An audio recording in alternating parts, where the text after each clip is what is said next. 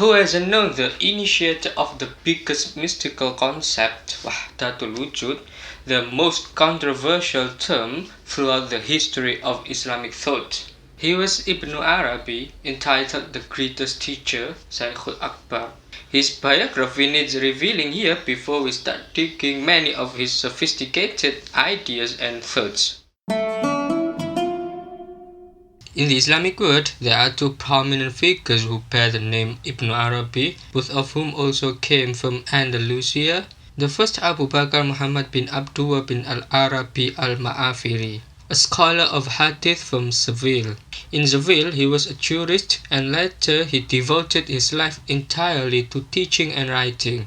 The second, his full name is Abu Bakr Muhyiddin Muhammad bin Ali bin Muhammad bin Ahmad bin Abdullah al-Hatimi at-Ta'i. He belonged to the descendant of Abdullah bin Hatim, a brother of Uday bin Hatim from the Toy tribe, which became the birthplace of enlightenment and intellectual intelligence in the age of ignorance and Islam. He was born in southeastern Spain in Murcia. When Ibn Arabi was born, Murcia and Valencia were led by King Ibn Sa'id Mardanish. Ibn Arabi emphatically said that he was born in the reign of this king. King of Mardanish finally fled when Muwahhidin's troops from Morocco attacked Andalusia, until Andalusia completely fell under the rule of Abi Yaqub Yusuf bin Abdul Mu'min in 567 Hijrah. This is Ibn Arabi. I want to describe the spiritual and intellectual journey of his life. The years of his study were spent in Andalusia. He was given religious training by his father, who was also a Sufi, and when he was quite young, his father took him to meet an eminent philosopher, Averroes, Ibn Rushd. At the age of 17, Ibn Arabi had a sublime conversation with Averroes. There was no further encounter between both two until the day of Averroes' ashes were transported to Cordoba. The name Ibn Arabi has already been familiar to scholars of Islamic thought. Even recognizing his figure must bring us into a complexity about him. In the Islamic world, he is known as Ibn Arabi, and by subsequent generations, he was given the title Shaykh al-Akbar, the greatest teacher, and added with the title Muhyiddin, the reviver of religion. Henry Corbin calls him Ibn Aflatun, the son of Plato, or the Platonist. According to a scholar, Ibrahim Hilal, the titles attributed to Ibn Arabi arose because Ibn Arabi, as well-educated and broad-minded thinker, had combined high Islamic civilization with various foreign civilization, the most prominent of which was the philosophical thought of Plato and Plotinus, which he used to describe the basic tenets of Islam, according to some which are very complex, especially those related to the existence, the universe, and the knowledge of God, ma'rifah.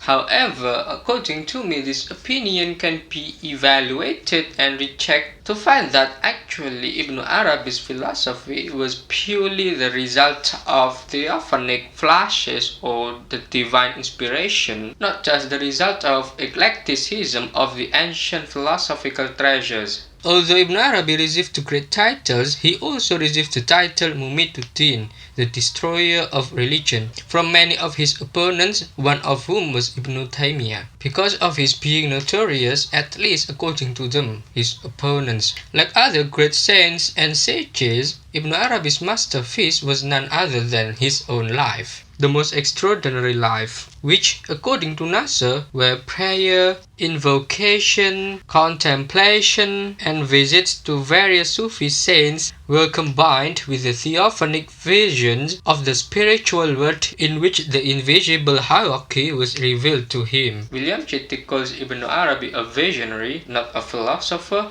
which means that he was not trying to reach a conclusion and construct a philosophical system. Ibn Arabi didn't intend to systematize Islamic thought, although many various passages in his writings took systematic forms, and sometimes seem contradictory to the systematic formulation he gave elsewhere. Furthermore, according to Chittick, Ibn Arabi was a sage who had a spiritual vision that he had tried to communicate by all means.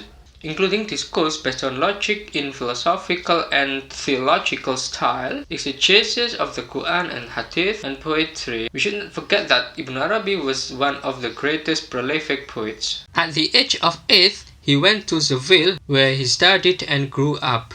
There, he grew up in a clear environment full of piety and abundant in asceticism. It was there that he grew up and got his early education. His father encouraged him to study with Abu Bakr bin Khawth, the chief fiqh scholar at that time. Ibn Arabi studied the Quran to him by the methods of Qira'atu Sab'ah. Not even 10 years old, he had mastered, understood, and studied all Qira'at. In those days, Ibn Arabi often went to one of the schools that taught the classical sciences. This school was known as the only one that taught the discipline of Batinia or esotericism and the interpretation of symbols.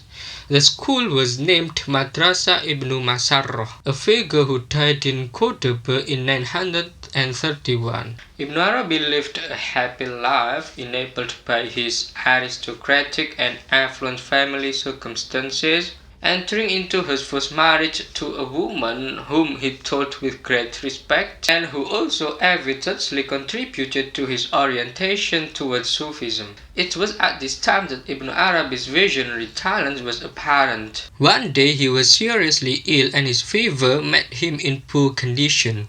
Meanwhile, the people around him thought he was dead. In his inner world, he was surrounded by an army of demonic figures who threatened him. But then there appeared an extremely beautiful, fragrant breathing form that with matchless power struck the demonic figures earlier. It was the first time when Ibn Arabi entered into Alamul Mithal, the imaginal world.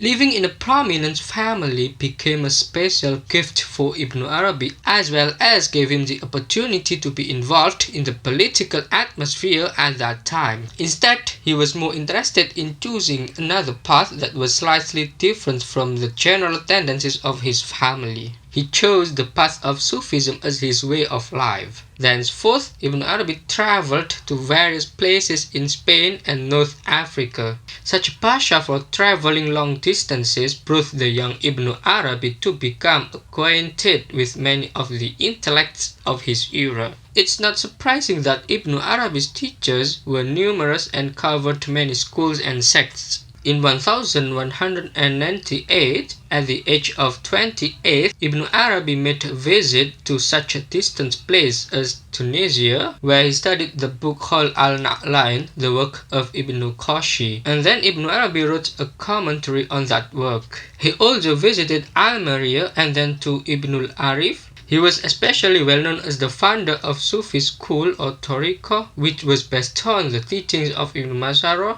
and the place of formal vows to enter Sufism. It is said that his youth was spent at cemeteries where he practiced meditation on God. It is also said that when young, Ibn Arabi had been under the spiritual care of two old women who were well versed in mystical knowledge. Moreover, Corbin writes that Ibn Arabi had a special friendship with two noble female Sufis, two Shaykhs, Yasmin of Masana and Fatima of Cordoba. Fatima was his spiritual mother. With great devotion, Ibn Arabi narrated Fatima's teachings, which were directed towards an intimate life with God. A wonderful aura surrounded their relationship. Despite her old age, this noble Shaykha was still so beautiful and graceful that she could be mistaken for a 14-year-old girl. And Ibn Arabi always blushed when meeting her. For 2 years, Ibn Arabi became her disciple. In his years, Ibn Arabi came to have theophanic knowledge. He had already had knowledge of the invisible hierarchy that governed the universe. He also consciously knew the transcendent unity of all the traditions that God had revealed to humans. It was also included in his knowledge, which he acquired at Mushia in 1198, that he saw the throne of God topped by pillars of light with a bird flying around it. It was he, God, who ordered Ibn Arabi out of his homeland to go to the East Islamic world, where he would spend the rest of his life. But According to Chitik's reports, while Ibn Arabi was in Tunis, 7 years later he traveled to the east owing to the suggestion of a sage man, not of him. By this pilgrimage to the east, a new period began in the life of Ibn Arabi. In 1201, he visited Mecca for the first time, where he was ordered to begin compiling his magnum opus, al-Futuhat al-Makkiyah, the openings revealed in Mecca, and where he met a pious girl with astonishing beauty from a Persian Sufi family from Isfahan, who then transformed into eternal Sophia in Ibn Arabi's life and played a remarkable role in his life that resembled that of Beatrice in Dante's life. According to Schimmel, the encounter inspired Ibn Arabi by reason of being moved by the beauty and intelligence of the girl, with the result that Ibn Arabi composed Tarjumanul Ashwaq, the interpreter of longings, graceful poems written in the most beautiful tradition of classical Arabic poetry. At the age of 40, the spiritual and intellectual maturity of Ibn Arabi was increasingly prominent. He had various dreams, one after another, dreams that inspired him to keep writing. In Mecca, Ibn Arabi completed several treatises which recorded his various inner or esoteric experiences. Al-Futuhatul Makkiyah, Ibn Arabi's magnum opus, was first written in the Holy City. Ibn Arabi took 19 years to complete this work, being thousands of pages, whereas his other shorter works such as Hilyatul Abdal, Tajul Rasail, Mishkatul Anwar, and Ruhul Quds were written while he was writing Futuhat. Usman Yahya, in his 2 volumes on the history and the works of Ibn Arabi, states that Ibn Arabi wrote 700 books or treatises and a collection of poems more than 400 pieces. Futuhatul Makkiyah in the Yahya's critical edition consists of 1700 pages. In Ibn Arabi's term, Futuh, opening, has the same meaning as several other terms such as revelation, testimony, mystical feelings, divine desire, divine self-disclosure, and inspiration. Each of these words denotes the attainment of knowledge obtained directly from God without the intercession of a teacher, through study, or the exertion of rational faculties. God opens the heart to impart knowledge. The word open, futuh, implies that this kind of knowledge comes after waiting patiently in front of the door. Al-Futuhatul Makkiyah is the Ibn Arabi's most extensive and encyclopedic work. The treatise consists of 560 chapters dealing with metaphysical principles and various sacred sciences, as well as Ibn Arabi's own spiritual experiences. The treatise, according to Nasser, is a true compendium of esoteric sciences in Islam, whose breadth and depth surpass any kind of work that has been compiled before or since then.